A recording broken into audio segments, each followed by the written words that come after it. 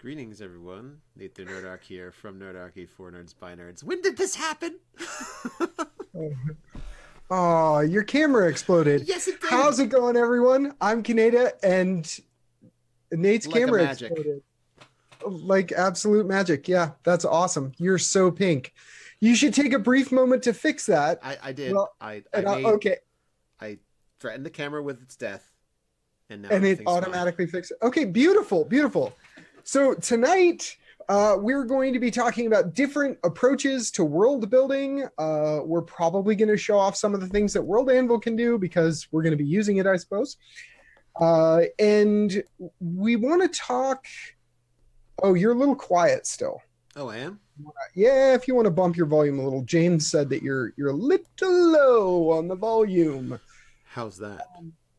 How's that? Is this good for you? I just need a 15-minute nap. So we want to talk about different methods of world building Yes. and super goy. I like these guys. Kienata should be a voice actor. Oh, you charmer. Get out of here. We're going to talk about different methods of world building. Kind of some of them are going to have pros and cons to them because we're not wildly in love with all of the methods that people use to world build. But we are going to talk about, we're going to try and touch on as many of them as possible. If you have comments that you want to let us know about, or a world building method that you're madly in love with and think we're crazy for not talking about, tell us. Tell us so we can talk to you about it, please. Now, I just want to say, World Builder, I haven't explored it all, but what I have seen I really like. And the things here, I've got the world of Ulthganya, which is the Chimes of Discordia world, with its dual suns and its frozen equator. Now, Ulthganya is not fleshed out compared to how much it needs to be before it's considered like a fully done world everywhere. So there's plenty of places to explore and plenty of places to work on. But just if you was to say, I guess we'll start getting into the methods.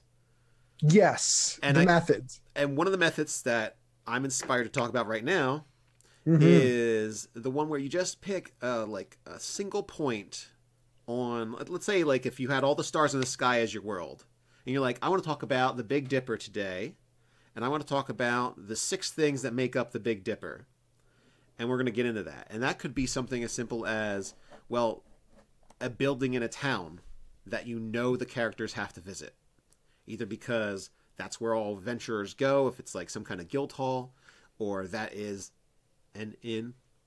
I mean, there's a reason it's a trope. There's a reason it's a trope. You know what I mean? Like, well, it is. I've always argued with people that the other thing you can use as an inn for a place that people would just be hanging out is a street market. Yeah, there's another good example. Marketplace, Market Square. Mm-hmm.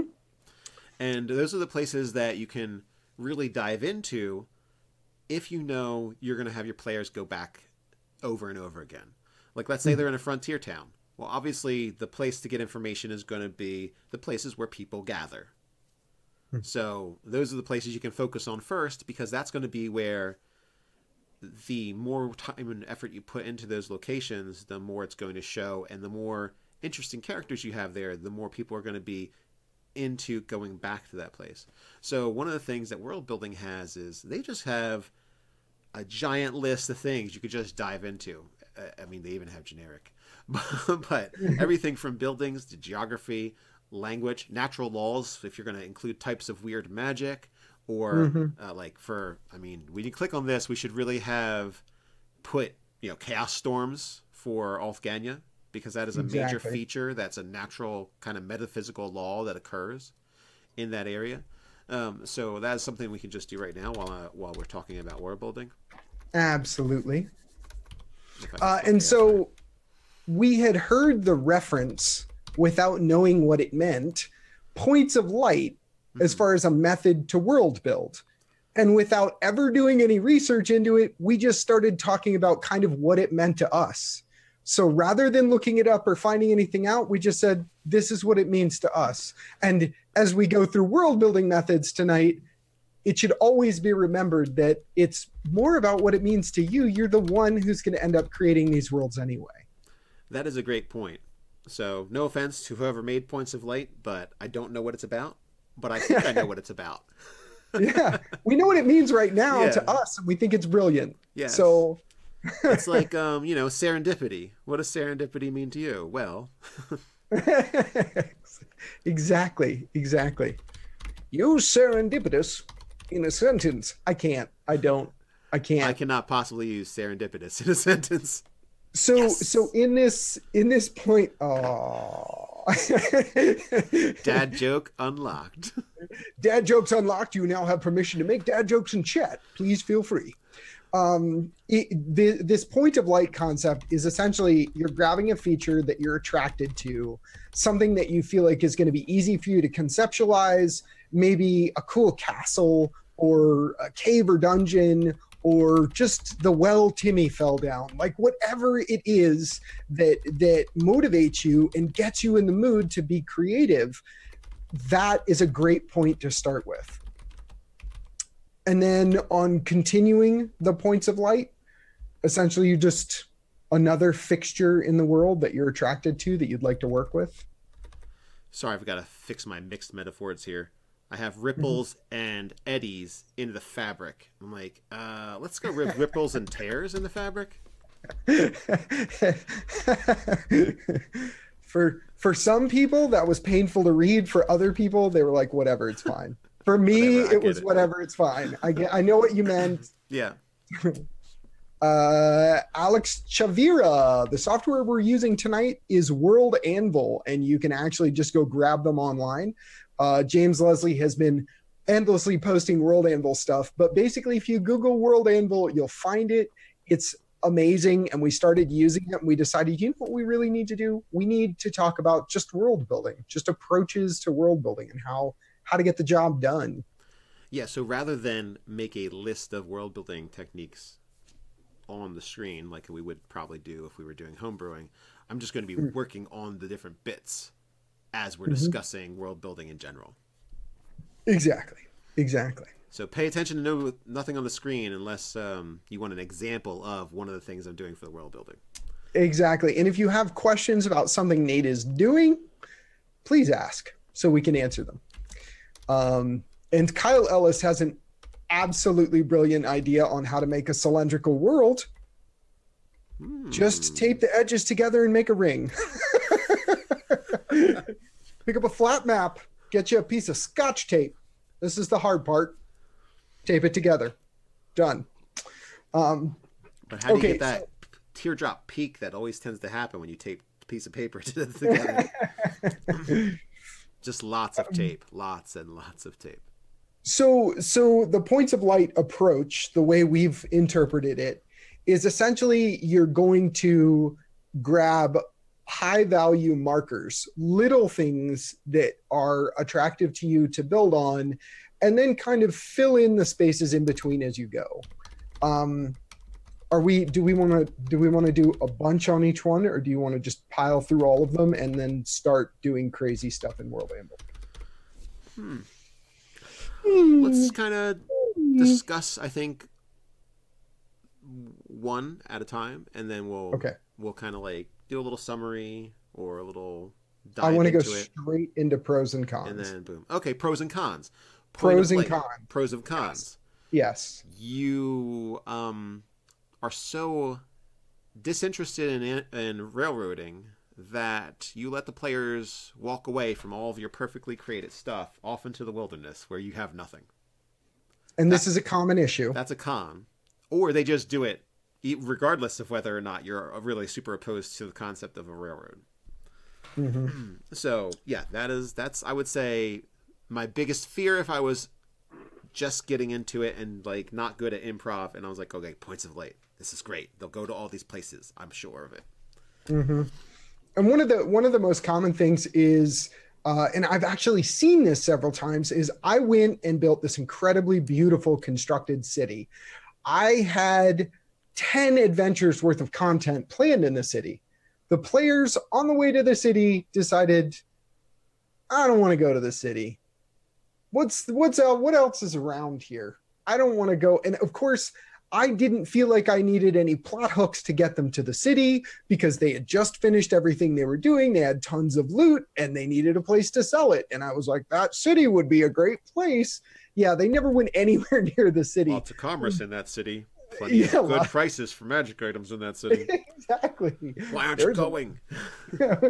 Please go where I wanted. And so then you start to practice your off-the-cuff GMing skills.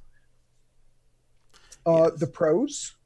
Yes. When the people are at the places, they get a really well thought out or really worked out. You don't have a lot of ums and ahs. You may have little encounters, or you may have NPCs that you have written description for. And you just, know what's happening and when. Regardless of where they go in an area, regardless of what they do, you can kind of say, oh, all right, well, I know who lives there, so I don't have to make it up. I've written it. That is Gerald the blacksmith and his wife and their little daughter. They live there. And he looks like this, and you can go into description of him.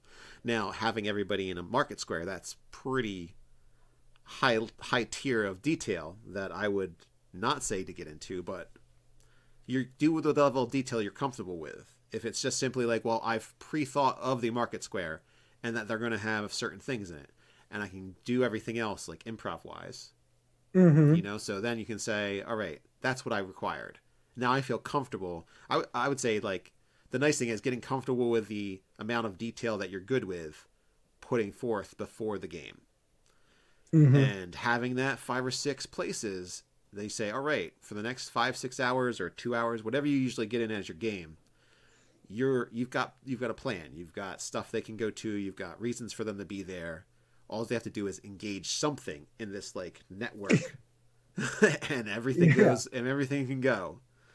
The wheels will turn as soon as they get on. As soon as they get on. So I think that's a good benefit, especially to newer DMs. Exactly. It's I try and be, as a player, I try and be fairly forgiving of a games master that I don't have experience with. And usually for the first adventure or two, I'll test the waters.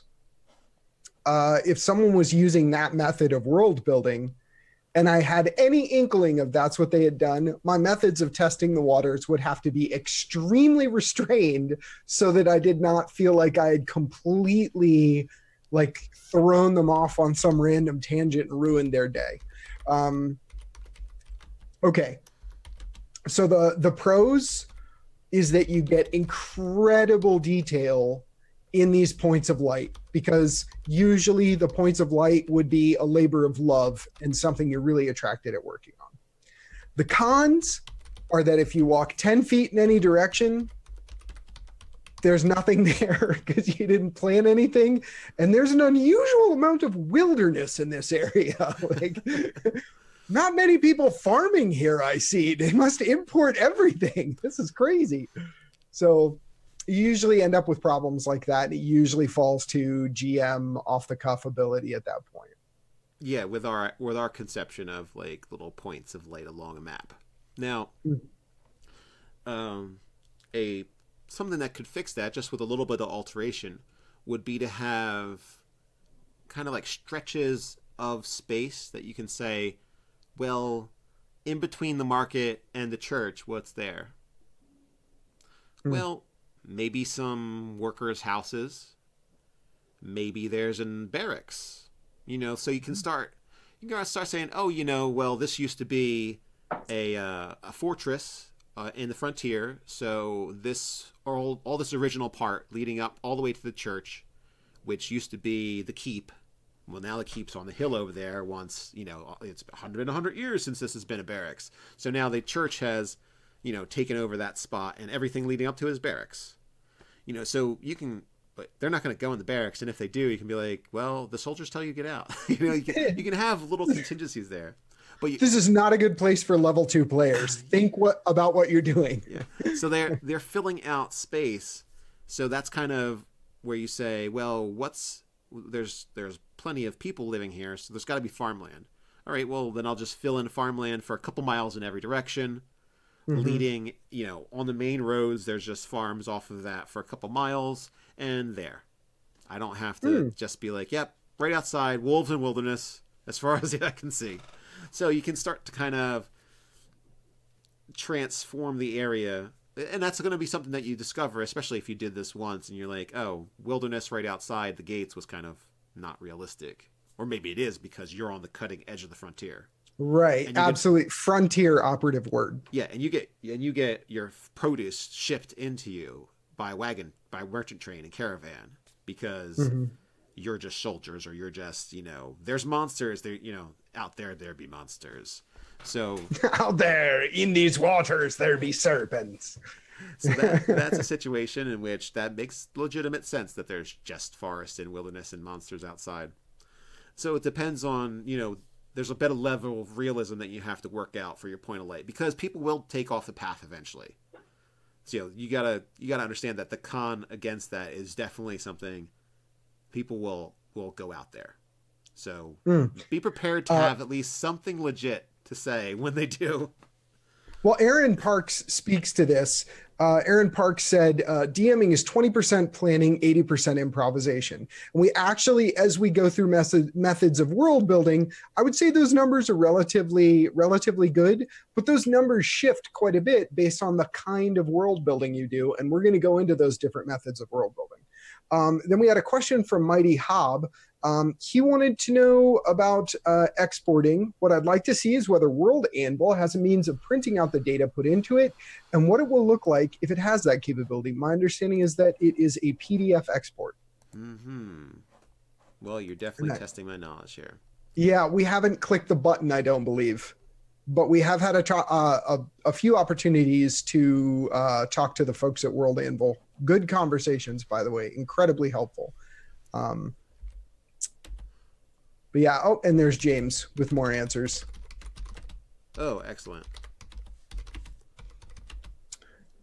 So one of the other methods that kind of trails off from that, and this is the really, really hardcore method, and I've seen this a bit, and I've done this, especially when doing game design and building my own setting. This is the high fidelity method. This is I wrote a 500-page world setting guide. And there are a lot of pros and cons to this approach. Major pro. Yeah. Major pro to this is you're probably a better writer after 500 pages. Yeah, exactly. You are bordering on maybe you should write a book. Consider a book. If you're world building to the high fidelity detail where you have every single town, you've talked about every town, you've marked off where different kingdoms exist, you know what the general, how politics are working between them, what religions influence what areas, how money is transferring between hands, between different groups. You've built merchant guilds and smithing guilds in 15 different cities, and you basically have, the better part of North America mapped out and plotted out completely. This works, but there are usually problems coming in the form of, for me, I was very attached to certain aspects of that world that I had built. And when the players caused a massive amount of disruption to those aspects or broke things that were very time consuming to how's this going to work? How's this going to work? I had players eradicate literally the bulk of a religious group. They were evil, but they were a religious group, like an underground religious group. They essentially wiped out the bulk of those people. That stung. It was really hard to deal with. Ultimately, when you're building like this, if you wanted what you built to last forever, then maybe the novel might have been the correct approach. Yes, and when you write that much, you devote a lot of time, energy, and thought into the project. And I find that if I write too much on something, I am very resistant to the player's agency changing that. Exactly. So I found that sometimes writing too much in a campaign setting leads me to not want to be, basically it's less mutable by the players. It's less changeable by the players when I've written so much and put so much into it. That's what I found in my own writing. When I write about something a lot, I tend to not want anyone to mess with it.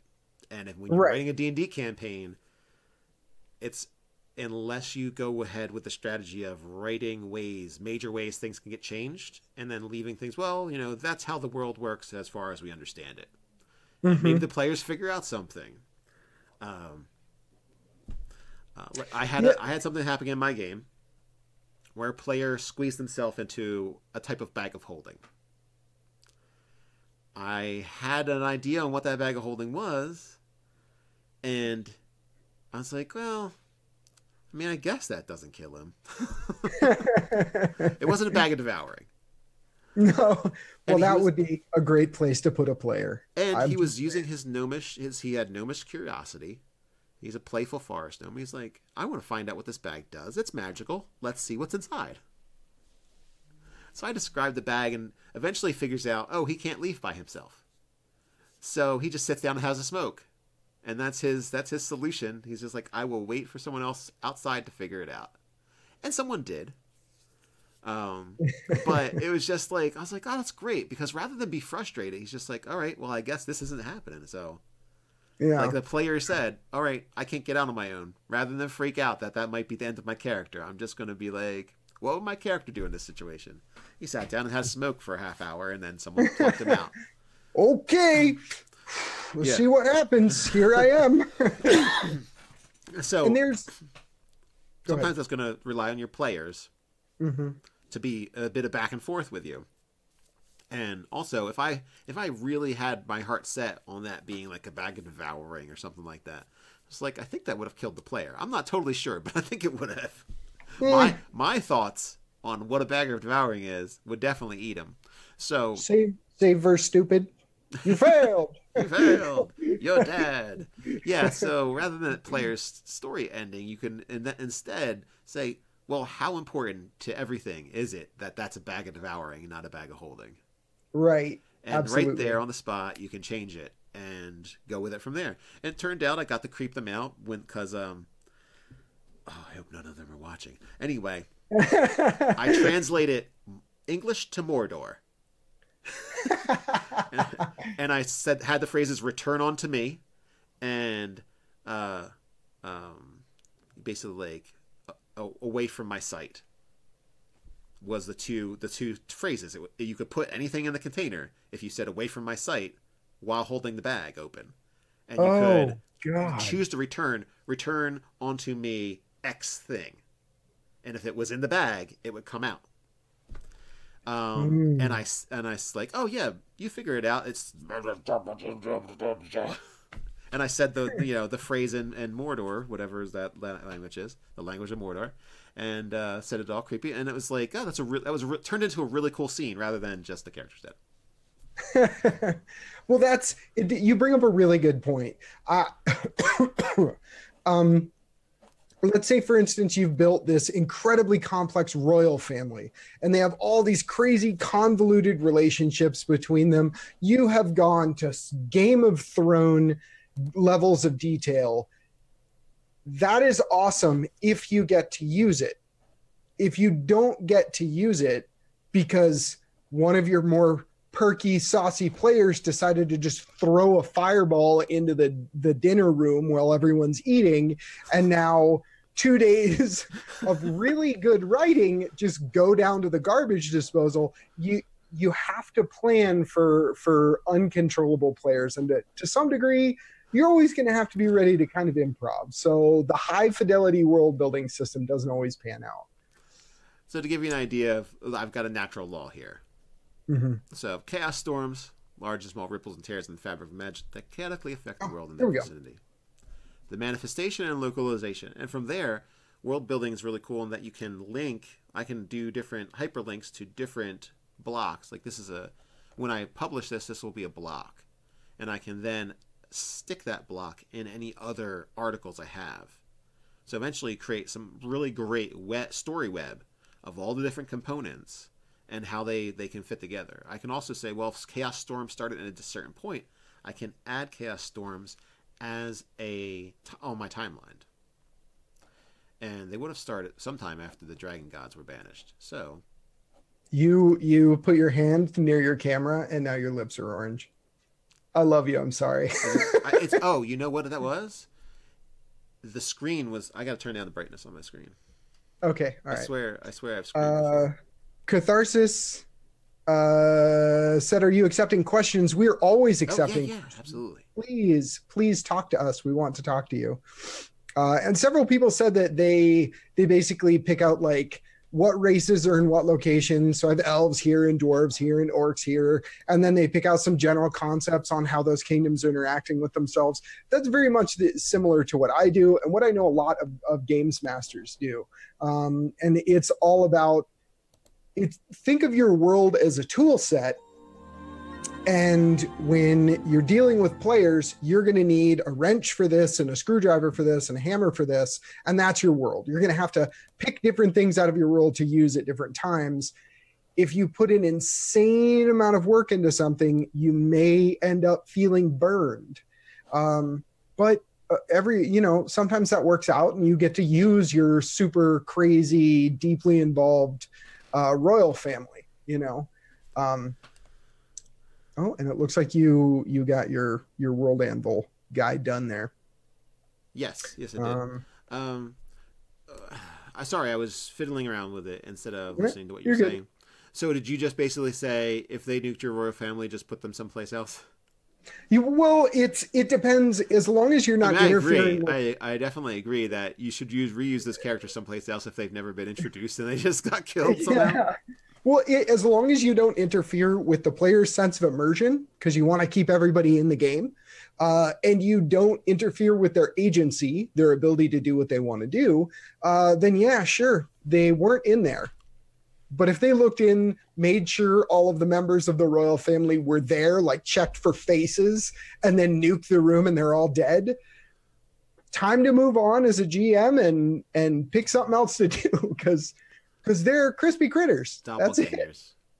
They were the Doombot scenario. Thrall doppelgangers. All thrall doppelgangers eating an incredibly expensive meal. All right, so we go through pros and cons with that. Pros and cons.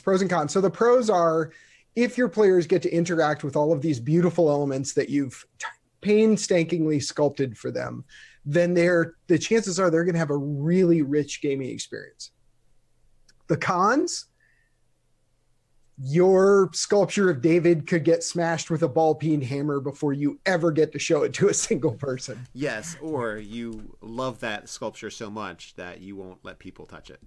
Right, you make the gaming experience with your players a little on the disingenuous side in order to preserve the content you've created. Yeah, especially if you've done a storyline through time. Absolutely.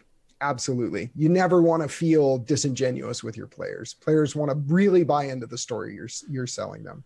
Which is why a book that you like, let's say you read you read a 7 book series. You're like, that was great. I kind of want to just run this as a D&D campaign. My suggestion would be to not do that.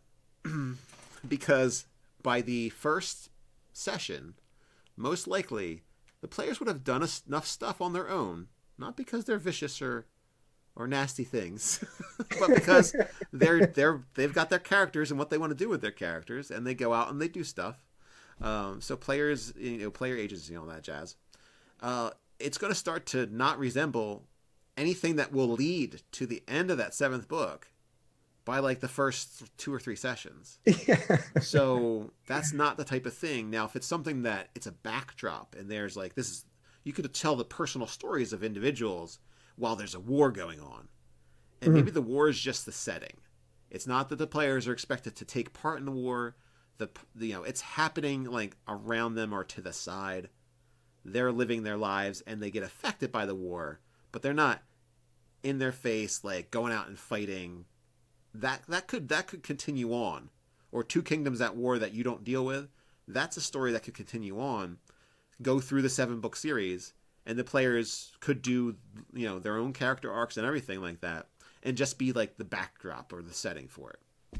So that's a situation where you could still get your love of a book series into a campaign without making it the focal point of what the players are doing. Because like I said, the struggle between wanting to keep it like the story that happened and the struggle of the players wanting to tell their story, it's going to be a conflict, and like a tug-of-war conflict. So pros and cons of that. Alex Chavira, does Kienata have his own channel? Kienata does have his own channel, he said, creepily talking about himself in the third person. But that tonight we are Nerdarchy. We are all nerds here to talk about D&D. But there's no mystery to find Kienata. Yeah. He is Kienata. Just like his name in the corner there, I'm going to plug Kienata. Just as his name in that corner there, pretty much if you type that into the internet, it's going to find either stuff he's done with Nerdarchy or his own stuff. Yeah, so, exactly. So there you go. Find him all over the place. Find him all over the place. What is it? Twitch, Twitter? Are you're Kienata on Twitter as well? Just Twitch and Twitter, and then living here with you guys. Yeah. I kind of moved in. I took over Nate's couch, so to speak. So. My digital couch, my digital OBS couch. Yeah, exactly. And it's worked out fine so far. Oh, James Leslie, I love you too, buddy. Thanks. You guys are plugging me. Getting the plugs. Okay. High Fidelity. It can be good. It can be bad. You can generate some really rich experiences. You can also fail miserably with it. Next one. Off the cuff. By the way, thank you for writing these down so I can be off the cuff. Someone has to be organized. Yes. Well, we talked about this earlier, but we're like, yeah, I didn't write it down. Did you? Yes, he wrote it down. Yes. So, off the cuff can be really rewarding, but it can also look a bit slapdash. Yes, absolutely. So I would say the fun thing, the cool thing, the pro about off the cuff is really low prep time. You might just think about stuff in your head throughout the week in between gaming sessions. Whatever the distance is between gaming session. If it's a whole month, you're just thinking about stuff, and every once in a while you're like, oh, I should write that down as a note or something, but that's as far as you go. And then those are situations in which that is a lot of time devoted maybe to thinking about a game, but not like sitting there cranking out notes on it, or like sitting there preparing several hours of work to run your session, which could be like anywhere from 4 to 8 hours based on the types of things you play. So low time sink investment wise. That's the super pro too. So if you don't have a lot of time to necessarily sit down and write, off the cuff is fantastic. Absolutely. And we have a couple beautiful comments here. DMs create a setting. This is from Andrew. DMs create a setting, but the players make their world, because it's cooperative storytelling. And I could not agree with you more, sir. Absolutely. Kyle Ellis says, everything I came up with gets altered by time, so it can be very different from even how I thought it was. That helps me avoid forming attachments to things I create. And absolutely, as a GM, you can be a beautiful creator, but you need to accept that the children have to go off and do their own thing at some point. And then Aaron Parks said, high definition worlds that get messed up, that's okay, because you still have the setting for a novel if you'd like to write it. And I couldn't agree more. I literally turned one of my settings into a tabletop game. So, or that setting can, what you write can be something that you turn into something more legitimate down the line. Like, rather than what you've just been playing with in your game, you might, I don't know, write it and put it up on World Anvil, or write it and put it up on... You're good. My camera is hating me hard today. It's okay. So you can put it up on something like World Anvil, or create something and put it out there for other people to enjoy, even if your players burn that thing to the ground. Yeah, but I prefer off the cuff. The way I typically do things is an incredibly small number of guidelines, similar to what Kyle Ellis was talking about in chat earlier. I come up with a super small list of this is roughly how things work. And then I just tell a story. But that is because I am very, very heavy into the storytelling side of things. I had an interesting question that I feel like you should field, Nate. All right. Can you talk about how world building can change rules or even change what system you're using? So depending on what the world is going to be like, this may influence what kind of game system you'd like to use for it. Your camera's fine. It's not fine. We love you guys. Thank you for dealing with pink/black and white Nate. Yes. Say that. I gotta hear that again. Okay, I'll read it to you again. It's a good question. Catharsis asks, can you talk about how world building can change rules or even change which system you are using? And this is how it can impact what you're doing. Modern fantasy games for mage. If everybody wants to play a werewolf in medieval times, I can think of a good game for that. Like, you know what I mean? Yes. So I can see how player agency and several other things can change what you should be, what the system you should be using, I guess. Now, I'm of the opinion that I would rather just see how I can make D&D kind of work with the thing, but there's a certain point where you're like, well, I want to play spy and espionage, and maybe in like a modern game, so maybe 5e isn't the game for me to use it for, that kind of thing. So yeah, I could see if you create a campaign setting that has a high level of large combats, or maybe you have a campaign setting that is going to be mostly world altering fights, then that is a situation where I can see you saying, well, if you want those players to take part in it, then you should probably do something that has a nice mass combat system in it. It's like you have a bird pecking at you or something. Like, come on, get it away from me. I have a digital troll right now. It's called my camera. It's okay. It makes it real. I don't know what it wants from me. But it's about to get a dunk in a pool. Oh, Scott Saraceno, hopefully I said that right, says Nate looks like he's in a Sin City comic. So it should be raining. It should be like just raining on you right now. I've lived in this city for so long. So many stories to tell. I really like the cinematic style of that. Yeah. It was a good show. Hey, Aaron Park said you're half fire elemental.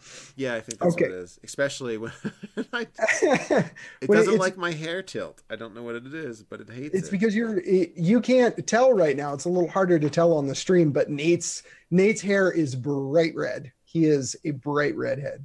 Well, here, sadly. For some reason, I've gone brown up top over the years. Whatever. But it's a sign of age. I still have my red hair on my beard. But yeah, so I don't know. Is it the combination of all the stuff? You have a lot of red on. Yeah, it's red instead of blue, gray, and red. Maybe it'll hate it less. We'll see. Yeah, I think it hates it less. There we go. All right, it hasn't changed, even though I move around. So, technology annoyances aside, yes. I hope I answered that question. You did. Satisfactorily. Sometimes another thing I would talk about as far as what game system you're going to play with. The current 5th edition game system is so simplistic and so extensible. I would not think it's a stretch at all to say that any of you can be game designers. If you need to change a rule to make it work for your campaign, just do it. Just dive in and do it. And if you're worried about player feedback on how you changed the rule, have a session 0 and tell them, this is how I'm doing this. We're using alternate hit dice, which is a Nerdarchy item that's going to be coming out. Yeah, that's going to be coming out soon. And it's going to be available at the nerdarchy.com store. And it was just something we had done as it started off as a series of videos, and we were like, we wanted to do something else with hit dice. It's not really a well-used resource or a very often used resource. So I was like, well, what else could you do with it? So we've got that whole series done out in video, and then we've taken it and altered it to a PDF format. So that was something we added, and we didn't have to go out and find a game that had that in it. We just went with with a bit of work on our end. Similarly, there's a whole bunch of optional rules like madness and honor, and I mean, For really, your Cthulhu game. you could turn that into faction points. I mean, remember Planescape faction points? I think was it in Planescape? I know there was factions. I just don't remember if they had faction points or if that's. What I do not remember either. I don't know if they've called them that. I bet one of our super nerds in chat remembers whether there were faction points or not. I know there were factions, and I know that you could get in good with them. I just don't remember if they had like a point system for like how good you were with those people. But anyway, that's something you could easily adopt into a game in which you're going to do political intrigue, where you're going to do warring states where there's several different cities or places fighting, and you're just a guy or a gal with a sword or a spell book, and it's whether or not you're going to be what kind of reputation you have with each of those groups and what you can do with them based on that reputation. That can all be done within the optional rules in the DMG, and you can play a vastly different game than a regular D&D Dungeon and Dragons game. So that's a good point. I mean, I don't always want to say just play D&D 5e. Does it really matter? But you do bring up a good point. There's a whole bunch of optional rules already. And it's such a good system. It's a really simplistic system for altering it the way you want. And Kyle Ellis brings up things. Someone else was talking earlier about your world informs play, and that's very true. The world and the rules that dictate that world dictate how players are going to be interacting with each other and how they're going to be interacting with the world. Kyle Ellis says different settings will change the races you include. Warforged fit in Eberron, not so much in a game set in Thule. Ravenloft is sort of designed for the players to be humans. So there's really personal perspective as far as this world creator, which is essentially what you are, and what you want things to be. I remember at one point we needed to come up with one of my games. One of the players was just dead set on the idea that he came from a place that had flintlock technology. Flintlock technology, as far as if you go look up like how historically firearms were developed, flintlock's actually fairly high-tech stuff. The earlier like musket load and stuff like that, cap round guns and things like that. But anyway, the idea was that I needed to come up with rules for firearms. Usually I'd come up with something quirky as far as like a misfire table. That was something I really liked to do. And then I loved it when it was raining and the player's powder got wet. I used that one a lot. But those rules were just junk I made up on the fly because that's what he wanted to do. And honestly, a player with a rifle that takes an entire round to reload is not the end of the world. you really... When he realizes that his flintlock rifle that does 1d10 piercing damage, he gets one bullet every other round. Typically what he did is he would fire it and then he'd throw it on the ground and go fight people. And I would make him clean it after the battle. If it was like muddy, he threw it down in the swamp once.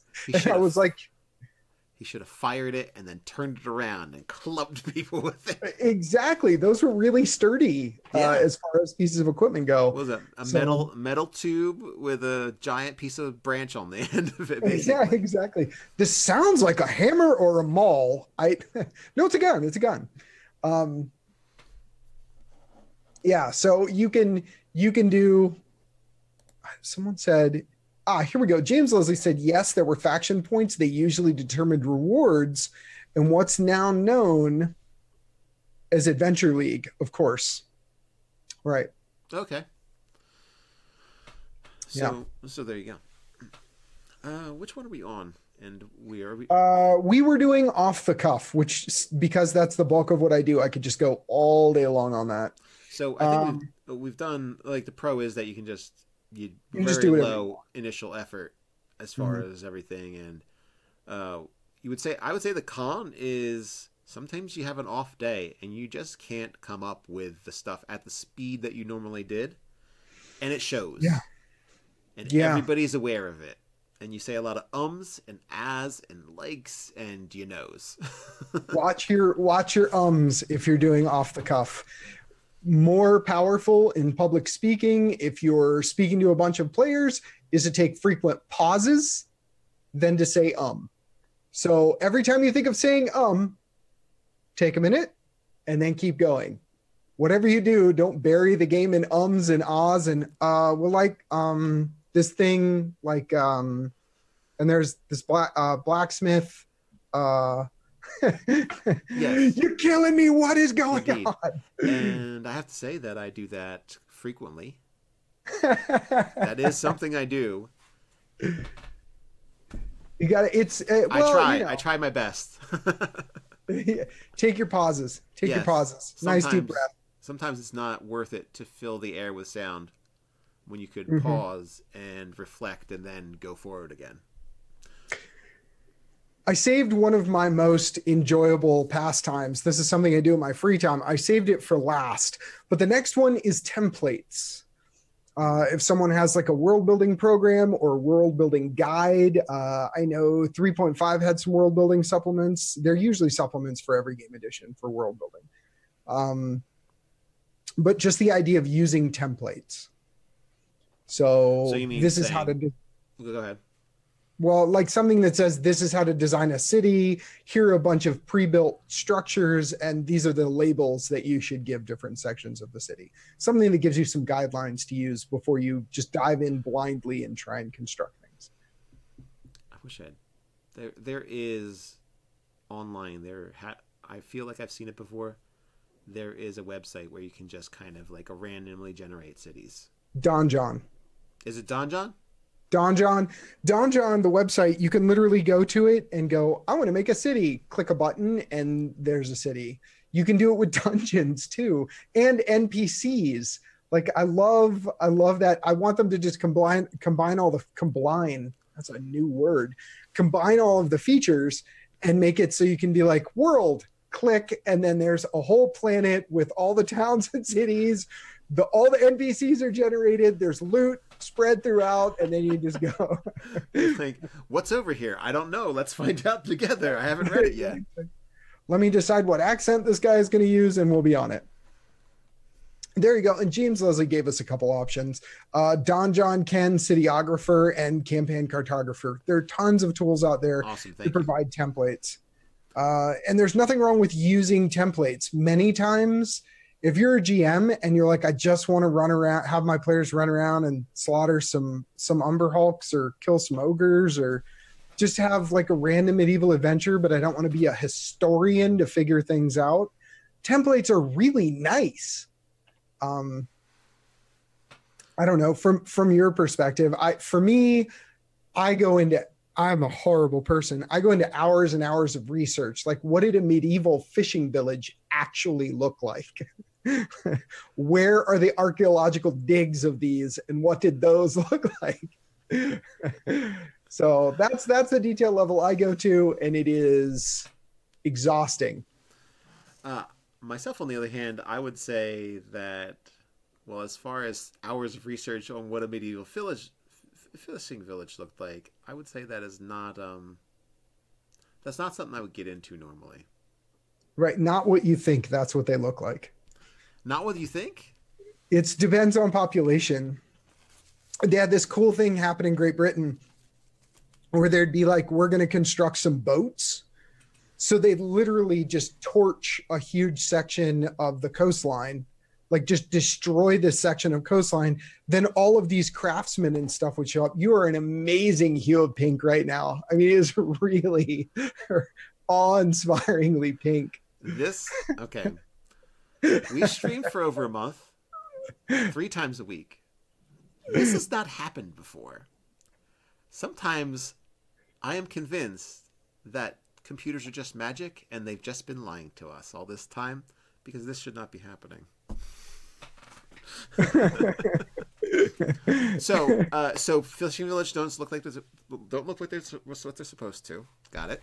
Yes. Or what you would imagine they look like. Yeah, but it doesn't matter because I'm not in this reality's medieval Europe. I'm in your medieval Europe. And a fishing village looks like whatever you say it looks like when I'm playing there. Exactly. Yeah. I like that plan. Chat may be enjoying themselves at your expense. I bet I would be. You know what? I might have been enjoying myself at my expense as well. Oh, Nate's angry. Nate smash. Nate's orange with rage. Nate's a tiefling. This is his natural skin color. We've been using cameras to change his color so you guys couldn't figure it out. But the camera has broken. And now the camera broke. His it's just the real me. His demonic ancestry is oozing through tonight. Looks like you stole gum from Willy Wonka. I love strawberry flavored. Strawberry is my favorite flavor. Well, okay then, little girl. Let's just have some more of those blueberries. And we're moving on. Red Hulk. There were so many colors of Hulk. Green, gray, red. Nate is Gith, maybe Illithid if he's feeling evil. But Nate is always psionic. Kyle Ellis. Yes, Nate is always psionic. And I will say this, can I do like a minor background plug for it? We've been really hush-hush about this. We're working on. You've been saying about it. I want to talk about it super bad. So here's the deal. We have been quietly working away on what we feel like is a structurally sound version of psionics. Is that too much information? No, that's fine. Is that okay? That's all right. That's your press release for that's your press release for psionic. You've been seriously diving into it, and it's not what's on the website. Right. We're taking another look, but it is based off your original work. Yes, it is based off my work that I did 2 years ago. Right. Which is based off of the psionics from previous Dungeons and Dragons editions.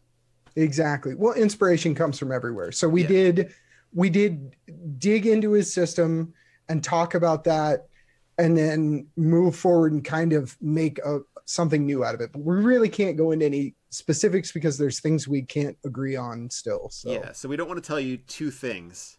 Yeah, that are going to be contradictory because neither one of them is what's really going to be.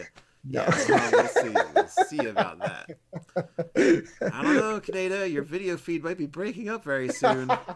And boom, he's gone. I don't know what happened to him. He just disappeared. Weirdest thing ever. There's camera difficulties I never saw before. It's like Poltergeist inside. What are you doing?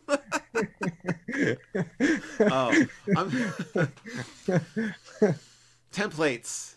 While my camera works and I can focus. Are you guys okay with the fact that we have a really hard time staying on topic? I hope so, because man, it is a struggle. We come back to it.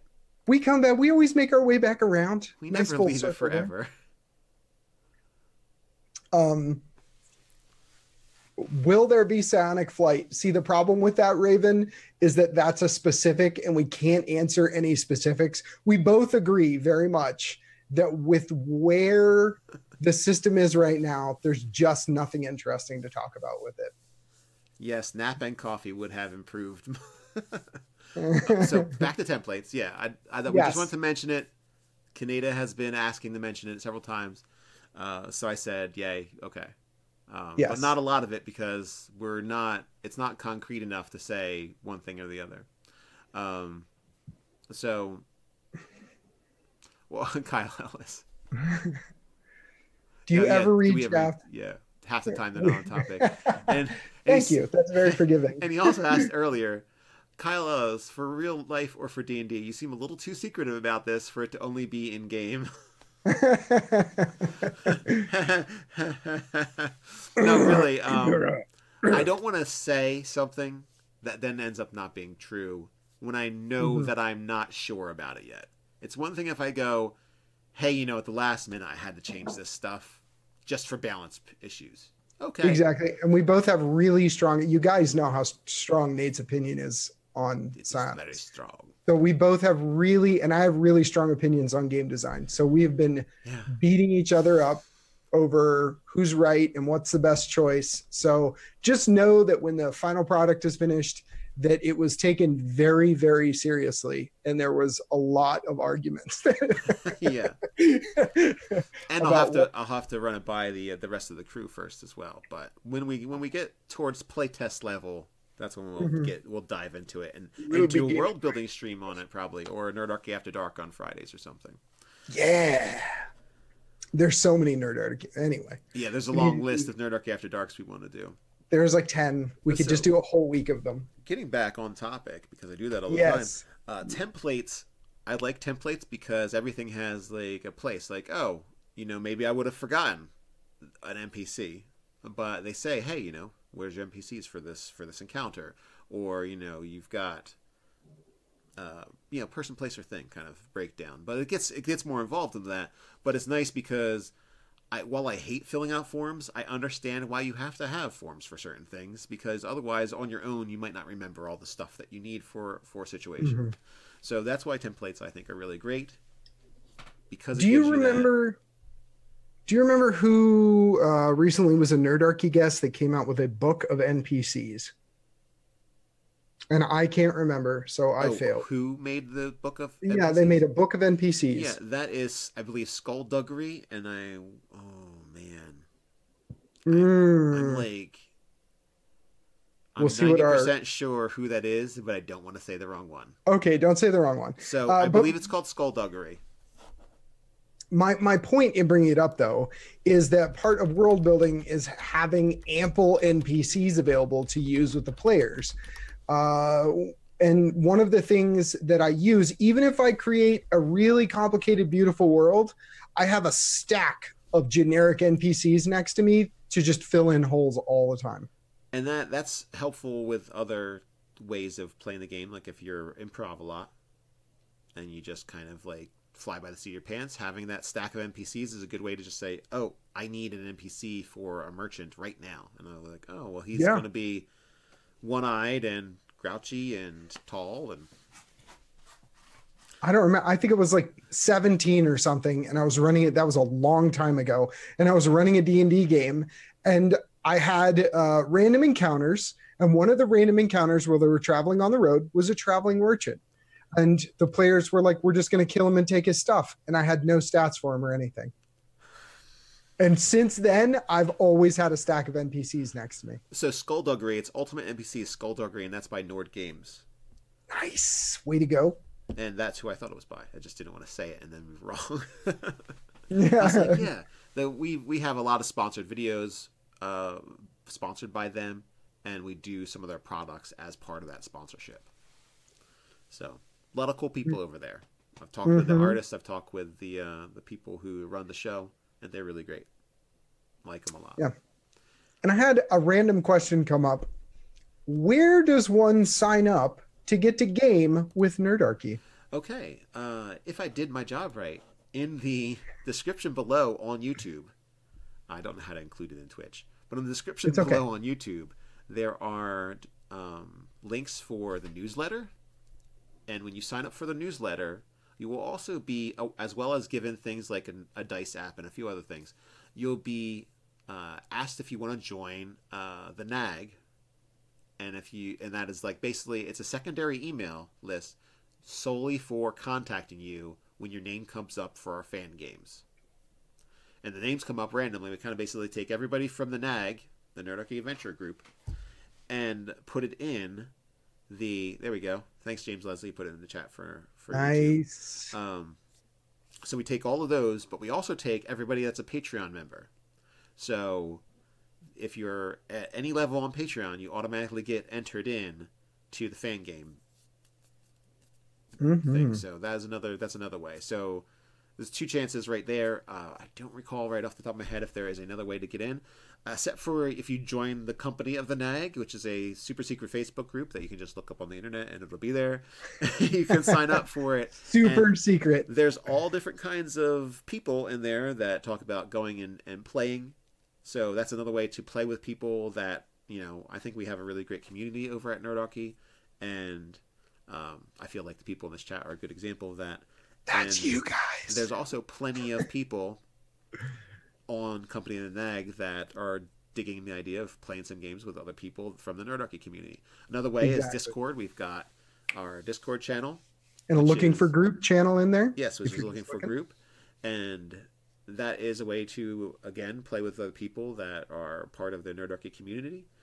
But as far as playing directly with one of the 3 Nerdarchy people, that is, we do a monthly game that's a fan game, and the drawing is from the Nerdarchy newsletter, gaming newsletter.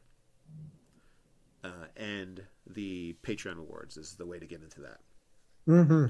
Okay. So if you do the newsletter, make sure you put in an email that you actually check, because we've had plenty of people that have won multiple times actually to game with us, which is crazy, but they still, multiple times they've had the chance to game with us but don't.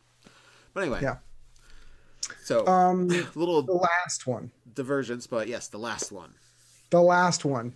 This is something that I love, and I have a stack of game supplements. And if I see an old advanced Dungeons and Dragons adventure booklet, or like I have a copy of the original Temple of Elemental Evil sitting around next to me, like within arm's reach somewhere. This is Cannibalization. I like what you did. It's mine now. What about like coupon cutting? Coupon cut. You can call it whatever on sale. Yeah, exactly.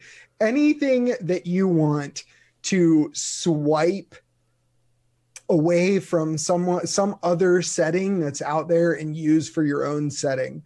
And this is a fairly common practice. I see things like this all the time. I can't tell you how many times I've adventured in big giant coastal city that's water deep. like so many times that I'll be like, all right, I'm in the main thoroughfare, is like four buildings down from that little alley to the right. Is there an inn there? Oh, there is. Okay, I'll go in there. Yeah. Or how many vampiric owned castles surrounded by mist have you been to? Yeah, over the years. Yeah, exactly. Strahd, Castle Ravenloft. There you go. Yeah. Andrew said Pathfinders robbed plenty in my games. And that's right. Anything that works for your setting, regardless of where you caught it from. And this includes other things that aren't necessarily supplements, like video games, online resources, and media. I love movies. I love reusing things. I had an elf do the Agent Smith speech, except I changed it to an elf speech talking about how humans were a virus and they needed to be eradicated, and the elves were the cure to the human virus. Like there's plenty of things that you can steal. And I steal, borrow for creative utility. How's that for good phrase? Stealing, you stole it. No. Borrowed, you put it back. Hey, you steal it if you deny access to the person that you stole it from. Right. So as long as it's still there, then it's not stealing. It's just kind of borrowing. We're going to argue the ethics of... Yeah, if you're GMing and running a game, just take what you need from where you can get it. So I've got my pay-to-play game, Hold of the Mordanes, and when some people can't show up, we run a secondary quest instead of not playing. And that secondary quest is balancing the scales, which I have not put up online yet because I'm way behind in editing all that stuff. So the balancing the scales campaign, I said to myself, I'm going to take stuff out of Yawning Portal and other adventure sets, and I'm just going to grab the whole adventure and shove it down someplace in the worlds. And I kind of had it where they're kind of plane hopping. They're 5th level. They're plane hoppers. They're beholden to some entity that has the power to beg, borrow, or steal the ability to take their faithful or their enthralled, basically, soldiers and use them for this effect. So they all show up at this place. They talk to each other, and then they're like, all right, well, we were all put for a reason. Let's figure it out. So... they've played parts of the Sunless Citadel so far, but I changed things. I altered a few things here or there because, okay, so the pro is a whole adventure, map, traps, reasons for being, everything is included. I would say the con is everything is included, but that does not attach it to anything. Mm. It is just like you just cut out a piece of paper. You just stuck a photo of you, cut it out, and stuck it next to that celebrity you said that you met at the con, but you really didn't. So you're like, yeah, there I am with that guy. So there's an obvious just slapdash in the middle of something when you do that. So if you can incorporate it, that's where I'd say you can mitigate that con. Mm-hmm. By making it your own in specific ways. Yeah, try not to use dialogue chunks from adventures directly. You will be busted on that at some point, especially if you have a player who's just like, I just buy adventures to read them. Great. Well, it's going to be really hard for me to use any of the pre-generated stuff for you, but that's fine. I off the cuff everything anyway, but yeah. One of my players they had read that before. They had read The Sunless Citadel, and they still said, well, I changed enough about it that he wasn't sure what he should actually have done. There you go. So, yeah. Some players do just pick up adventures like a comic book, and they read through it. It's neat. It's a storyline. Yeah. Yeah, I understand. So, another way I transformed it is I had included kobolds in my world and dragonborn in my world. Some of them can belong to what they call the Path of Dragon, which isn't so much as a cult. It's cult due to its small following, but it's not a cult in the sense that it's more of like a spiritual path walking.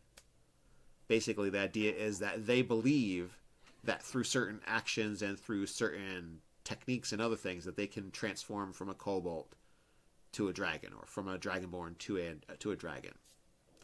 So, kind of getting a cult vibe. But this is the thing. I don't know if it's actually real yet. Oh, okay. And I'm the guy making it.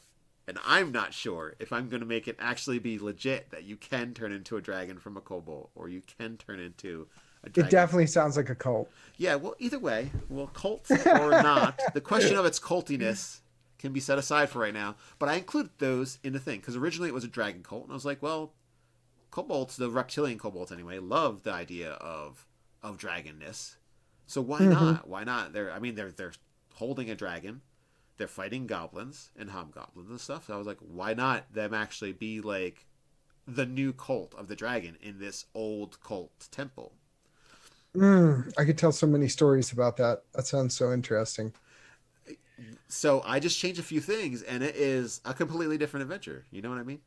Yeah. So, yeah. And I also have included things. The changes I did include are things that I'm going to link to the other adventures that I cut and pasted after this one. So there's a series of adventures I now have. I mean, they're going to go, Dead and Thay, all that kind of stuff against the giants. They're going to go through those adventures when it's appropriate. With my other little adventures kind of put in between. And I did this to challenge myself because I had never done modules. In 20 years of D&D, I didn't do modules. Yeah. And I said, I got to learn how to do this because people ask us about it all the time. And after doing, one of the other Nerdarchists did a module, Croak Hollow. It was by Nerdarchist Ryan when he's part of Nerdarchy. He did Croak Hollow, and I was working on running a fan game for it. I was like, this is kind of difficult. I didn't appreciate how difficult it is to read something well enough to know it, well enough to know the characters, well enough to know when the players do something that's not in the module, how you're supposed to deal with it. It's a challenge. So I said, I want to challenge myself more because I'd like to see what some of the players and some of the people in the Nerdarchy community have to deal with when they're like, oh, I just bought this module. How am I supposed to go through it? So that's my advice for mitigating the con of cut and paste a adventure block in, is that make it your own by little tweaks and changes, and then just make those changes throughout and kind of like blend that together. And you can have a series of modules that all kind of link nicely together. What about, and this is something, hey, old Grumpy, what's up, buddy? This is something that I really do quite a lot of. What about gently prying out a chunk of lore from somewhere else and using it in your setting? And my example, my example would be, is that a good one? How many examples? It sounds like you do it all the time. I do. I absolutely. Well, okay. There used to be this thing called red steel. Some of you who've been gaming for a while will know what that is. Mm-hmm. So red steel, you could use red steel and get powers. So I modified that so that essentially instead of needing some kind of birthright, you could just, there was essentially a drug that was available like spice melange that you could just use. Yeah, the spice must flow. I need to use the sword. There was just a drug available that would give you mutations or abilities that were very much AD&D veined once a day kind of things. Red steel, Cinebril, that's the one. There we go. Thank you, Aaron Parks. How is the evil overlord today? Oh, old Grumpy, Nightbot got you. Old Grumpy's good. He knows what's up. Sorry, old Grumpy, we have Nightbot on default settings. Sorry about that. I tried to eat you. Kyle Ellis said, good point, Kienata. I use Zabrak from Star Wars, Darth Maul's race. They're a core race in my setting. They have Buddhist culture based on the Sith Jedi. And absolutely, we live in the real world. We kind of need to borrow elements of the real world in order to make things work. And as far as original concepts, you can definitely come up with some very original concepts, but someone will be able to boil your original concept down to some other concept, some other root that it probably came from. Mm-hmm. So I no longer consider my concepts original. I just try and figure out where something like that probably existed before and what did they do with it? How can I make it different? So, well, it's also, your take on it. Mm-hmm. Mm-hmm. For example, I have a book series that I've worked on off and on, and the world begins with song. And I did not know at the time how unoriginal that was until I read the Silmarillion, and I actually read the Narnia stuff. And I was like, that happens in both of those. When did you read the Silmarillion, Nate? When did you read? How old were you? I actually haven't. I read it. I was 9.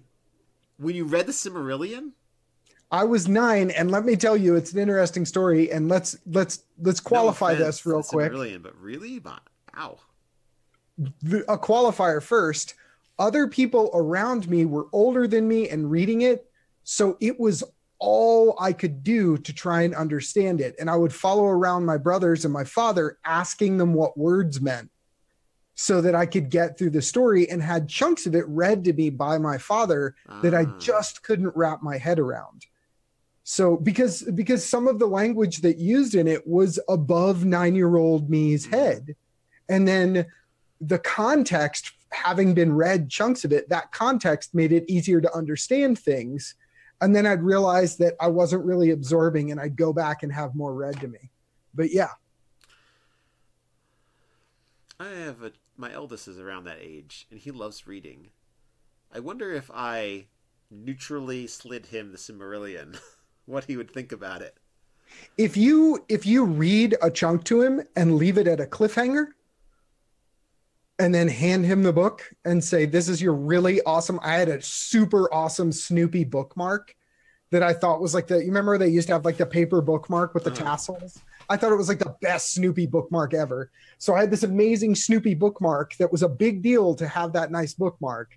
So he would leave the bookmark in there, and then I would have to go figure out, what does it say next? And I was willing to struggle just to get to know what happened next, because all I had to do was read it to figure it out, right? Mm-hmm. But it's really hard to read that book when you're a kid. So yeah. Well, good on you for getting through it.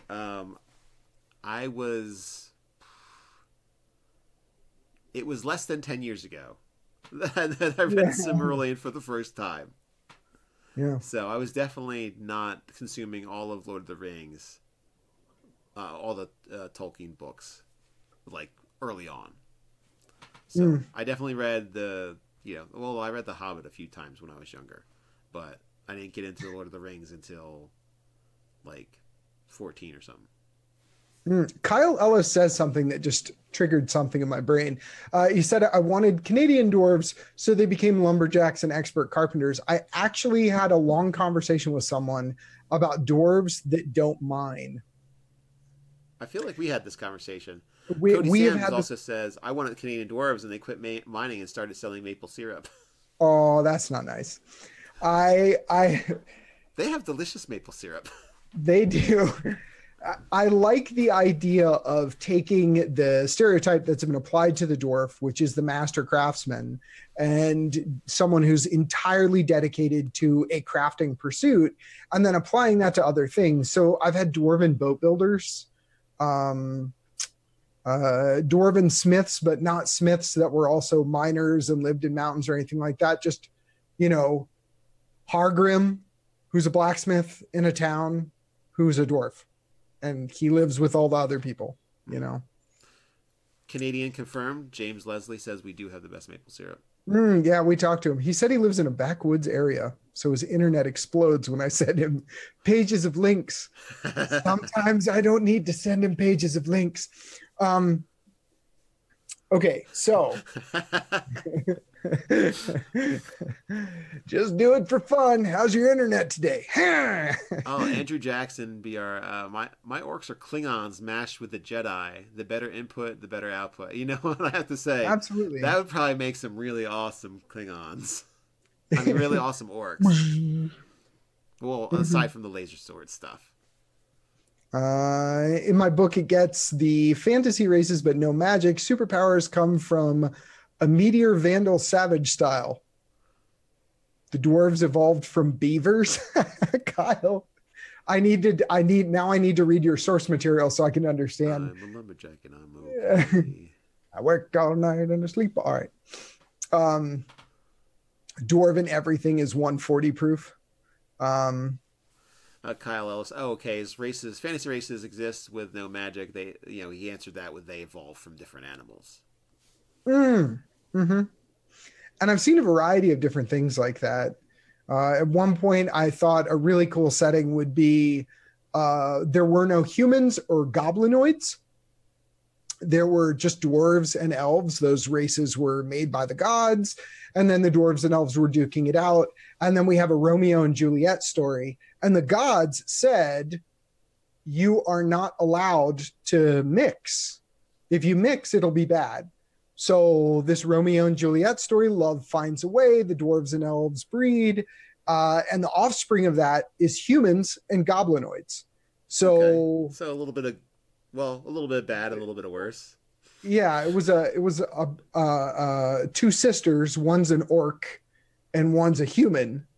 And then beyond that, you just kind of, because I like to do the legendary world building where you're like, there was a man and a woman, and that's where all humans came from. And there was a demon that came from the underworld, and that turned into the first orc. And, you don't get into too scientific into the side. You just kind of go with the fable of everything. Now, I've gone the other way in one of my worlds, Virium. There's basically just all was chaos, and then a mind created order within that chaos. Yes. Vir. And then Vir wanted a place he was tired of floating around, and so he wanted a place to sit and stand and basically construct order around him. So he took his father, Circus? I don't know. Circus. Whatever. Circus? Seer something. Let's call with him elephants. Seer. So let's say we have Seer and Vir. There we go. I don't remember his name. It's on the website. It's on the website. It's on the website. It's fine. Yeah. So Seer, for short, was angered by this and tried to destroy what ended up being his son, Vir. So eventually, Vir made a world, and he hung out on it. And once he kind of held back the chaos, he put it beyond a dome in the sky to separate out the chaos from this place he built. So then he's hanging out on this place, and he eventually decides to just make a whole bunch of other stuff out of this ordered structure. So he takes some chaos stuff and that animates everything. And then he takes his things and makes people and makes all this other kind of stuff. And the issue being that eventually Veer's no longer around. Chaos comes back into the world, starts breaking stuff. You get orcs, you get trolls, you get all this kind of stuff. But humans are highly susceptible to Chaos's influence, which is why Veer eventually made elves, because he basically made them out of trees. So there's a whole bunch of different elves based on the different types of trees in the world. With different, like, it's kind of like, you know how humans have a lot of culture in 5e? I basically made it, elves have a lot of culture, but it's culture that's kind of like bound to an ethnicity based off of what tree they came from. Do you know what I mean? So trees delineate location, and that delineates what kind of elf they are. Yes. Okay. And elves were less susceptible to the Chaos's influence. So that was kind of like an upgrade. Elves are like not the first creature made, but the kind of upgrade to the creatures made. So humans are the able to be influenced by Chaos. So you get all the things like trolls and orcs. And basically I said, there's only one of something unless it has a way of reproducing. So the first troll is like a legendary troll. And all trolls spawn from it, because Chaos imbued a human with the ability to supernaturally regenerate. And, you know, if you ever found the legendary troll, he hasn't been killed since. He hasn't been killed yet. And he is this... Slats would like to know if Santa is a Christmas tree elf. Well, pine trees, perhaps. So that's kind of where that all evolved. So, and dwarves in this world are actually earth elemental creatures who developed sentience, and to reproduce, they eat gems and they eat minerals. So they mine to basically produce the best offspring from the rocks in the earth. So they are elemental in nature rather than just short, stout people that mine in the ground and do crafts. And apparently consume nothing. No, they consume. They're like Zorns, just not Zorn.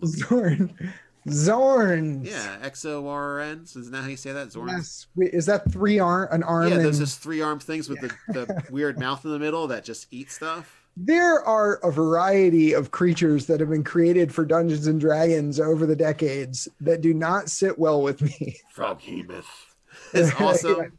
So are Zorns. Zorns does not sit well with me. Every time I see one, I'm like, no. So these Zorns are more like dwarves. They're Zorn dwarves. Zorn dwarves. And, you know, so there's a lot of things in the world that have this, like, replication stuff. Like, dragons are actually a symbiotic organism that look more like a squid or like a type of fish. And they find hosts. They find powerful hosts to live in, and then eventually they'll go on to produce more of themselves. But they're symbiotic, so they don't destroy their hosts. So they just happen to say, well, what's the giant, terrible thing in the world? These giant, stupid lizards that can fly. So they inhabit this Dragolens inhabit the giant, stupid lizards, giving them a higher level of intelligence and other things about them. So there's actual dragons in this world, but they're not made that way. Okay. But anyway, all that aside, I just started with the premise that, you know, things had to come from someplace. And Aaron Parks said, I've seen a half dragon template or half unicorn template in 3rd edition. And so they found it a little disturbing. but a unicorn could shapeshift. Uh-huh. And be a very beautiful humanoid, just as a dragon could shapeshift. Yeah, that's the I guess where you would get all those type of things. I have often asked the question, how many creatures that can take human form would develop offspring? For instance, I married a beautiful woman. My wife and I have a child. Mm-hmm. Years later, I find out my wife is a doppelganger. Okay. And you've got a changeling, basically. Yes. Literally, rather than a fae has stolen your baby and replaced it with a changeling, you actually Precisely. have one. Yeah, okay. Precisely. So Aaron said, I think they were called alicorns.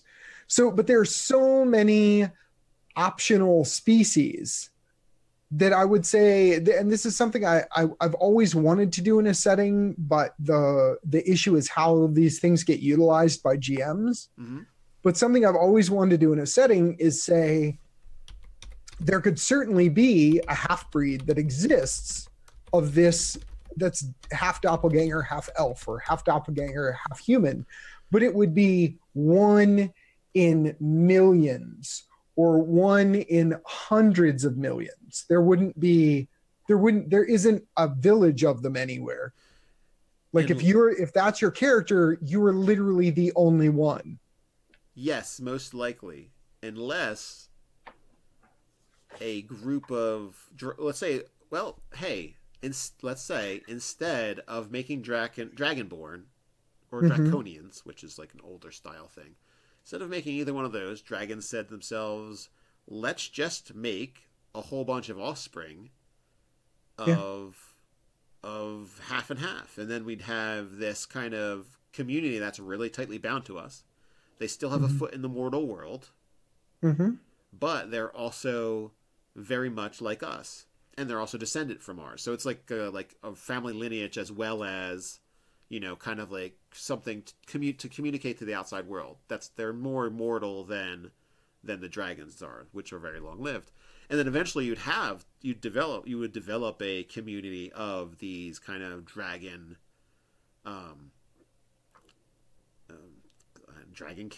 or something. They wouldn't really be half dragons eventually, especially if they continue to marry and interbreed with humans or elves or whatever. But you'd have like this dragonkin. What is the offspring? A dragon turns into a human, and a unicorn turns into a human. And then they're attacked by vampires? After being bitten by a werewolf. Go! Yes, all right. This is what you get. Yeah, so I mean, that would have a commonality. They're both going against type and shifting into another species to interact with people. Cody Sams brings up a really interesting idea, and this is something I've always enjoyed the concept of, but there's rarely a way to implement this in such a way that it works well. Hercules is a great example of this. So in settings like Greek mythology, this is Cody Sams, in settings like Greek mythology where gods would mate with humans, you end up with someone like Hercules. Okay, so how would you express that in 5th edition? I mean, we're just talking world building now. We're just talking shop, hanging out, talking. Yeah, we kind of went through all of the pros and cons types that we. So we're going to end up trying to come up with fully functional, extensible rules for expressing any kind of half breed in 5th edition. This is what I was. I wasn't surprised that this would get. I'm surprised this got to this point. All right, so I don't know. I feel like half, like semi-divine creatures that are half some kind of deity and half mortal. I feel like that is a story device rather than. Do you know what I mean? Yeah, I understand what you're saying. You feel like that's more of a story device than a player character. But I like the concept that the player characters are the exception, not the rule. Okay. The player characters are truly unique in all the world. That's why they have character classes instead of I'm a peasant. Feel the wrath of my hoe and sickle. I demand the peasant character class be created so that I can play it. Yeah, it's called 0th level. 20th level peasant, huh? What do you have, like 5 extra hit points? That's hot. Good job, man. What was it? I forget who did it. Was it Andrew Knapp? Anyway, somebody from I can't remember. It's an acronym, and I'm terrible with those. But anyway, it's a Facebook group for playing games, RPG games.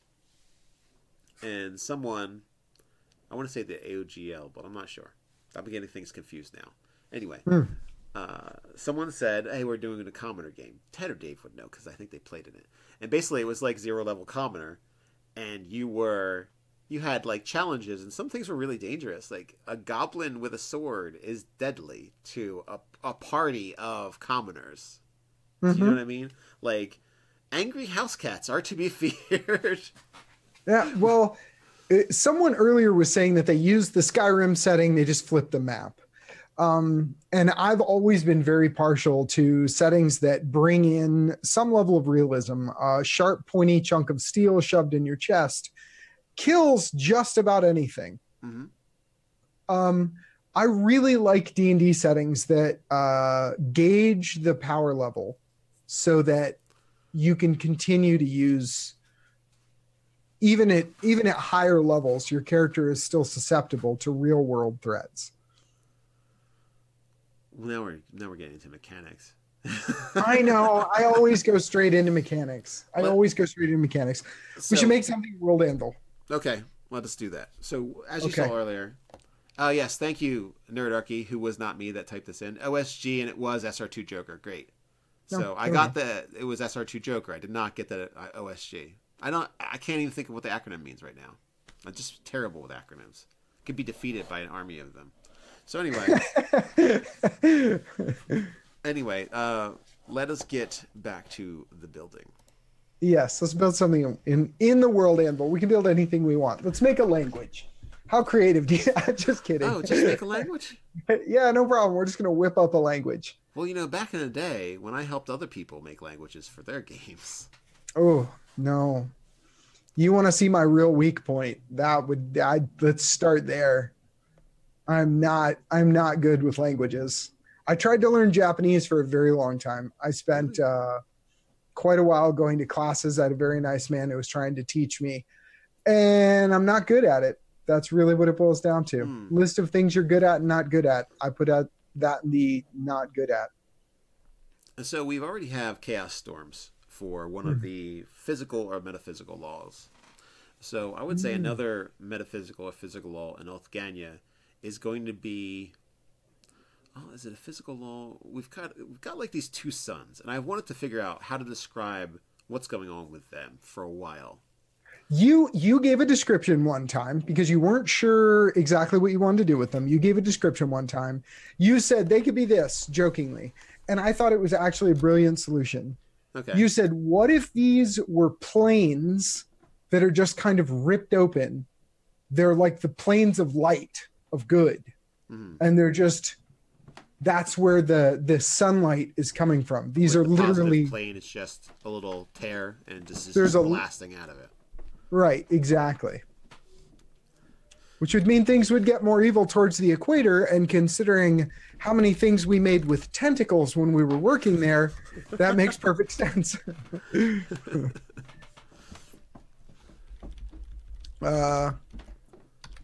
Nerdarch, you said a one-shot group. Final boss was a single kobold. Nice.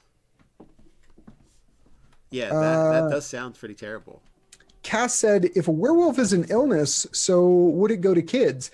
Typically, the way I have lycanthropy work is one of the more classic methods, which is if you are infected, it is a curse. So if you've been cursed with lycanthropy, you don't have control over it. If a cursed person has offspring, then the offspring are purebloods, and they have complete control over lycanthropy. They also have the option of taking the hybrid form in between. Let's see if I remember my Werewolf the Apocalypse references. Lupine, which is just the wolf. Krenos, is this right? I don't know if this is right. Lupine, Krenos, and then human form. Krenos is the hybrid form. So I have the hybrids able to take all three forms, and then if you're cursed, you just turn into a really big wolf, like Princess Mononoke, 9 feet at the shoulder wolf when you go werewolf form and go on your killing rampages. The Hidden Time Anon said start with syntax and structure. Vocabulary should usually be last as it takes the most time. I don't have the aptitude for it. If you'd like me to quickly jot you down something in a programming language, I understand that. Colleges actually consider programming languages to be an additional language. I do not, because they're way easier than learning someone else's. Someone's like, here, learn Spanish. I'm like, no. Programming language? I'll do that. So I'm going to get into describe the twin suns and what they really are, and I'm going to just say they're positive planes, gates to the positive plane for right now, rather than go into what a sun normally is. And I think that lends more to the like old style Dungeons and Dragons version rather than, science everywhere kind of way of describing Dungeons and Dragons. And that also gives it the kind of feeling that it was placed there by something rather than that it naturally came about through, the evolution of solar systems. Right. Instead of a planet being an aggregate of bits, which was an aggregate of a dust cloud, which was an aggregate of a supernova. Yeah. It's maybe your world, if you have the prime material planes and their holes oozing out, or if they're oozing out positive energy, and then this is the prime material plane, maybe it's just this planet's a coalesced blob of planes oozing into this prime center. Maybe it used to be a pocket dimension and it just grew out of control or something. Hamid is human. Glabro is human with wolfen features. Krinos is the battle hybrid form. Hispo is the super wolf form. And Lupus is the true wolf form. Thank you, James Leslie. I really could not remember, dude. It has been a very, very long time. Were there two suns on Athos or just one big sun? I thought the storyline was it was a red giant. Yeah, pretty much, but it was done that way because of the ritual that Rajat and his champions did. Yeah. And so D&D speaking, magic. But the cool thing about it is that you ended up with the red giant and it's like kind of slowly cooking the world to death. Yeah. Scientifically speaking, star starts to eat itself because it produced too many heavy elements and can't combine more heavier elements. So it starts to grow and expand its core because it's no longer able to contain its explosive force. And so the sun grows into this massive red giant phase and gets really close to your planet and turns everything into a desert, even though I'm pretty sure they used magic to describe everything in Dark Sun. Yeah. And one of the main things was that a group of sorcerers, wizards, basically screwed up the whole thing and made it what it was today. Like that desert, not some of the races were changed forever. Some of the races no longer existed, all that kind of stuff. And some of them were, transforming into dragons to rule over what's left of this planet for as long as it is around anyway. Oh, there we go. And Kyle Ellis, absolutely. There's no wrong way, man. There is no wrong way. I like the sun to be more magical. Each culture race has a different explanation, which is awesome. I love the fairy tale way of doing things. The gnomes think it's a giant light bulb. The goblins think it's a god's campfire. That's cool. I actually haven't heard that one before. That's pretty cool. Russet Man said, would we have more planar tears around, such as tears leading to the planes of earth and fire at the core of the planet? I love that idea. And Jan, you are correct. The larger the star, the cooler the radiation emitted from it is. But yeah, exactly. Because the surface of the star would be closer to you, it would be a bad day for all involved. Yeah, and Cody Sam's just agreeing with Kyle, said, I like having every race have varying views on those sorts of things. Absolutely. I really, really like the different perspectives in world building. It really gives a lot of flavor to the setting. What did you go with? Oh, you'll just show me when you're done, won't you? Just went with that the twin sons of them are stable gates to the positive plane. Long ago, when the world was first formed, the gods decided to craft slashes in the heavens to allow for the heat and light to warm their world. Get more into detail with it, possibly name each one of them. And the thing about this is that because the Crutcher's Belt's kind of like a sealing off from the southern and northern hemispheres, you have this issue where they don't really communicate much. So it's really irrelevant that there's another sun, because you don't ever see it. Like, there's only a few handful of beings that have seen both the suns at one time in their life. So, and the planet's a super planet. Yeah, it's pretty big. It's massive. Yeah, it's massive. It's got four times the surface area of a regular, like, our size Earth. So it's 4 times the places to get slain in, to be hated and explore. 4 times the creative outlets for random world building streams.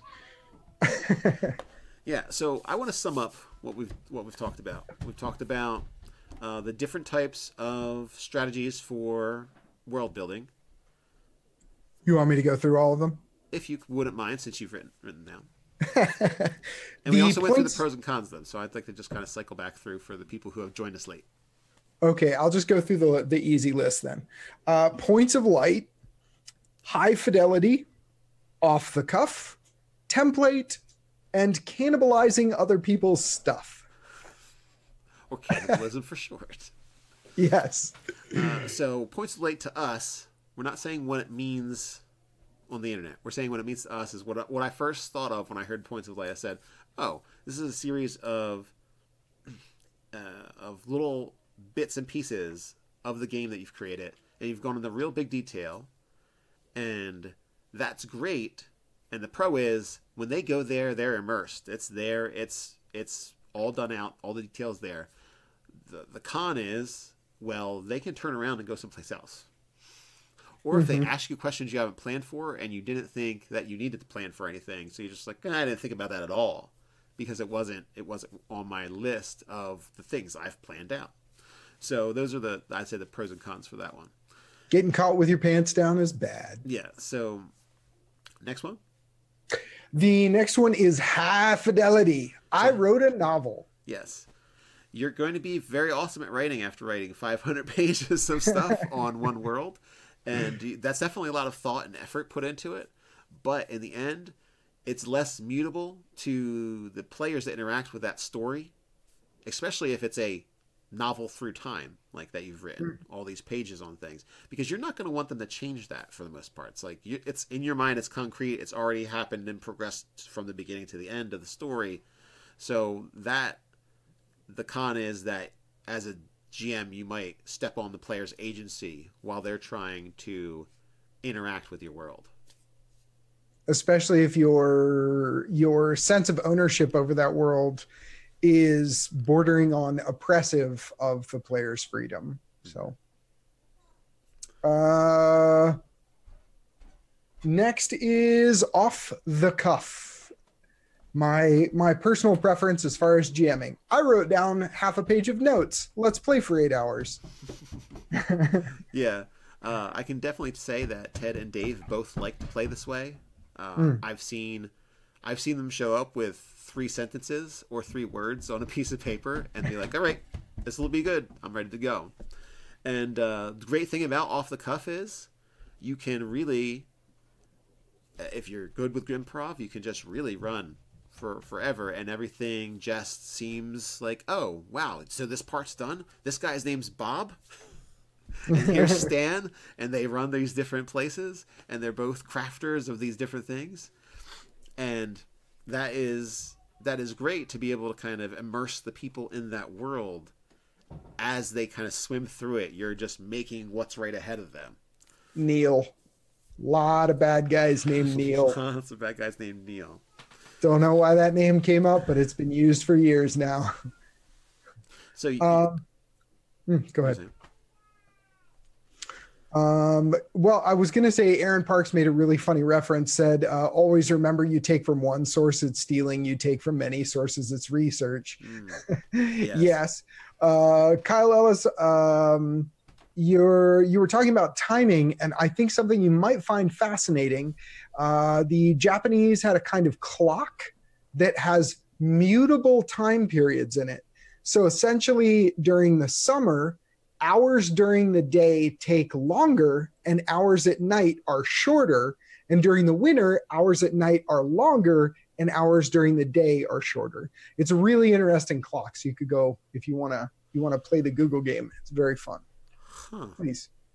Yeah, it's really neat stuff like that. That's why I always say, like, if you want to make an amazing fantasy world, mix together a bunch of real world elements that don't belong together, and you will end up with something awesome. So back to the pro with off the cuff, everything is right there when the players need it. The problem is if you ever have a hiccup or you're ever like off your game or you're just like, well, I just can't, I'm just kind of having a rough night. And something else is bothering you outside of the game, and you're attempting to take these players like you always have through their adventure, and you're just not feeling it. For some reason, your performance is off, and it's going to show pretty readily. So I would say the big con to off the cuff is if you're ever off your game, the game is off. and player fatigue is a real thing. There are actually articles on it and studies on play fatigue. So you can actually look it up, and basically what it means is your ability to process logic and your ability to digest information that's being presented to you and really stay immersed, enjoy the game, and be able to calculate damage you did with a D10 or calculate your chance to hit with a D20, it decreases over time. There is such a thing as playing for too long or not having the energy to play enough. So an off the cuff can suffer very badly from that, especially when that Mountain Dew wears off. Yeah, speaking of player fatigue, I know I said something more profound about off the cuff stuff earlier in the stream, but I do not recall it. So just go back and watch it if you'd like to know. What was the next thing? Another thing, you start saying and uhs and likes. Yes. Like I am doing right now. It's getting kind of late. Exactly. We have streamer fatigue. Yes, we're having streamer fatigue right now, at least on my end. Mm-hmm. Template world building guides. Yeah. When the pro for that is it doesn't leave anything out that you might not, it doesn't leave something that you might forget. It's got it all there. You just fill it out. That is going to be a good way for if you're the kind of GM who're like, oh, I forgot to put in their treasure. So now I'm scrambling to say like, what's around? There's a pile of gold and I don't know, it's like 15 coins. There's a sword. It's like, crud, I don't want to give him nothing. This is a really awesome monster that I planned out, and I had a monologue for the guy who was controlling it and all this other stuff you planned out. And then at the end, you're like, oh, and they're getting Jack for a reward because I didn't write the treasure down at all. So having some kind of template you can just plug in the info that you want to have present is really nice because it helps you not forget those crucial parts that you may forget otherwise. And Cody Sams actually makes a comment that speaks to templates, and I think it's very valid right now. Random roll tables are your friend for those moments. I hate having to consult tables, but just like that stack of NPCs I always keep next to me, random roll tables can be amazing, especially when you're like, okay, guys, give me just 2 minutes. Go ahead and talk for just a second. I'm gonna do some stuff over here. 5 minutes of rolling on tables or clicking some buttons on your tablet or whatever, and boom, you've got a table of loot or something you needed done. So definitely. The last item is my favorite game settings choice for what to do with halflings. Cannibalize. Oh man, cannibal halflings. Yes, those are my favorite types of halflings too. Yeah. So cannibalize, or kind of like cut and paste is what I like to call it, is where you grab an adventure or you grab a concept from an adventure, like goblin catapults or giant adamantium rods that can find giant mechanized constructs made out of adamantium. That's another thing for the giant stuff. Anyway. Oh God. Real quick, just to interrupt you for just a second. Don't lose your train of thought. Right. Stay focused. James Leslie, do you mind dropping a link to Chartopia in chat real quick? Just a quick plug for them. Chartopia is a super awesome website. While we were talking about random generation tables, Chartopia is a super awesome website that has literally random tables for everything possibly imaginable. And if it doesn't have something, you can make it. Yeah, it's pretty easy to make it. So it's something that you might want to check out if you want some random charts. Yeah. Thanks, James. So back to cannibalization. Cannibalizing or cut and paste. So the pro for that is it's a ready-made adventure. It's a ready-made concept. It's already been play tested. You don't have to invent something and then worry that it's too strong or it's not going to fit right in the scenario because it's already been like kind of played out by if it's an adventure. Well, some of the older adventures have been really played out a lot. So it's pretty safe to say you would have found out if it was totally broken a while back.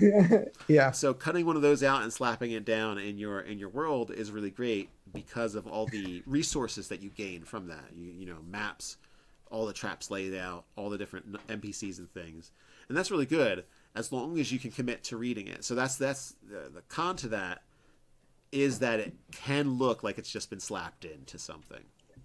Yes. Little rough cut edges along the end, and one of the major ways to fix that, I'd say, is alter parts of it, make parts of it more into your world, like integrated into your world. So if there's something that you can change that would make it more relevant to your setting that you currently have, then I'd say go for that. And there's this little, a little bit of the world influences the thing that you plop down, and a little bit of the thing influences your world, and then it kind of has a nice overlap. So it's not easy to see the rough edges of where you just ripped it off and stuck it somewhere. There is nothing worse than having a savvy player stop you in the middle of a monologue or an exchange or a plot line and ask you if you took it from X, Y, and Z location. That is get ready to look embarrassed. Yeah. And you know what? If you did, there's nothing wrong with that. Yeah, it might be embarrassing if they call you out with it during the game, but there's nothing wrong with that. People take stuff from all over the place, but making it your own, I think, is really important because it alleviates some people. I mean, I had somebody who's read The Sunless Citadel run through the module and had to question because of all the backstory I had leading up to it. I talked about a dragon that wasn't in the module. I did all this other kind of stuff. I changed the fruit of the tree to a mushroom, so it was it's like a fungal tree thing instead of an apple. I know it's left mythology cool. It doesn't have that mythology link up with apples and things and trees and stuff. But I made it my own, so the player going into it didn't really know what they were getting into, even though they had read it a while back. So it was nice that I felt like that was a compliment because I feel like I did enough to it to make it my own instead of just running it as said through as it was written. Yeah, running it as written, it can save you in a pinch when you don't know what you're going to be writing or like what you're going to be working on and what you're going to be playing. But at the same time, it can really break the immersion of people. So I'd say that's a big con is if you don't make it your own enough, it's like almost not an eyesore, but it's kind of obvious that something's a little off from the everyday game. Cool Spaceship had an excellent response. Cool Spaceship said the best response is to just own up to it and then tell them to roll for initiative. Yeah, wow. Nope, this came from the Temple of Elemental Evil. Roll initiative. What? Roll initiative. And you've inspired me. Yeah, got anything else to say? Is there anything you'd like to add to your commentary while I'm randomly flipping through this monster manual? for your tentacled doom. Okay. Rastafana has always wanted to play D&D and just now found a good local group. Looking forward to playing my Necromancer. Awesome. Great. I just played one of my friends for, 15 years. Just told me the other day, he's like, yeah, I've been watching some of your videos. I didn't know. And he's like, I was watching some of your videos and I want to play. I'm like, well, I've got a spot open on Sunday. So he made his first character in D&D Beyond. And like 2 days later, after telling me he wanted to play, played in my game for the first time. And I have to say, he did really well. So I'm impressed. And Is awesome. he's not an RPGer. This is his first RPG game. This was his first RPG experience, and I was like, wow, this is great. James so, Leslie actually had a you comment. get into the hobby Rastafana, and good luck with your necromancer. Agreed. Welcome to the hobby and making fun of Nate time. James Leslie said Nate often plays a necromancer that hides as a cleric. Shut your face. Maybe he could learn something from you. So it's that time where we have to say goodbye. So let us know what you think in the comments below. While you're at it, like, share, and subscribe. You can also follow us over on Twitch. And if you've thought of anything and you want to save it for further down, you can put it in the comments over there. So until next time, stay nerdy. Stay nerdy.